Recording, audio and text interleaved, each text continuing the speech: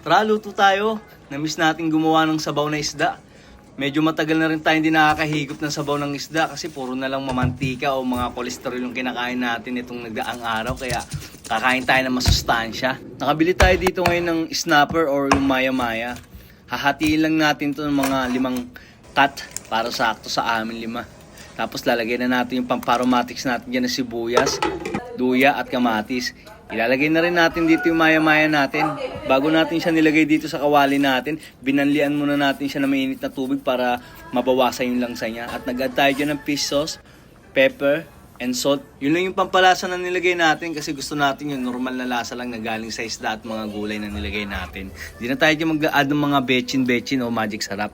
Yung natural na lasa lang, masarap na. Medyo masabaw yung kinamatisan natin kasi maraming bata tayong papakainin at gustong-gusto nila may init na sabaw at yung mga gulay nito. Kaya hanggang dito na lang. Maraming salamat sa panonood. Kinamatisang isda para sa cooking ideas natin for today's video.